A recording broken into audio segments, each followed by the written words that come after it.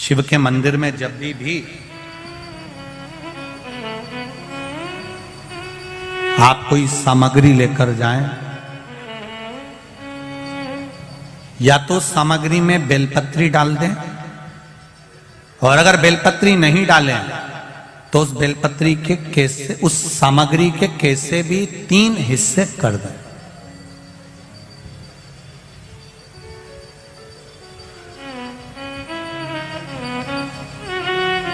शिव महापुराण की कथा कर रही है, एक भाव वर्णन किया है।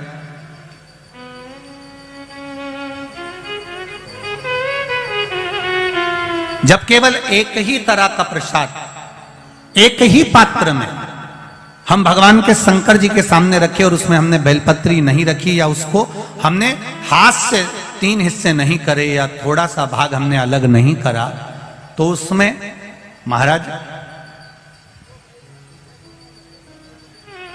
भगवान शिव के जो गण हैं उनका हिस्सा हो जाता है।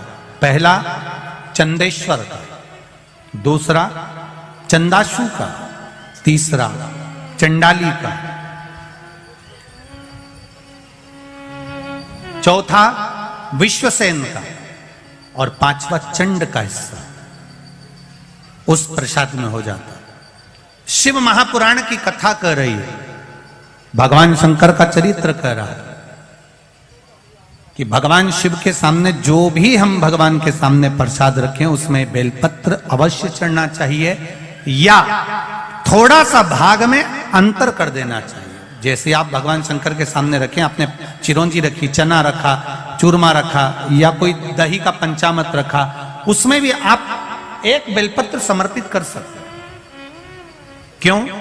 बेलपत्र उसमें डाल देने से या भाग विभाजन कर देने से भगवान शंकर के गणों का जो हिस्सा है वो हिस्सा नहीं रहता, फिर आप उसको ले जाकर अपने भाग के अनुसार उसको प्रयोग में ले सकते हैं, आप उसको पा सकते हैं। अब और अच्छे से समझ लीजिए, प्रसाद, शिव जी का प्रसाद और अन्य प्रसाद में एक अंतर रहता है कि शंकर भगवान के प्रसाद को आप नहीं भी पाते हैं तो केवल अगर दर्शन मात्र कर लेते हैं तो भी ना जाने करोड़ों करोड़ों पाप हमारे जीवन के समाप्त हो जाते हैं। केवल दर्शन मात्र, केवल मात्र दर्शन।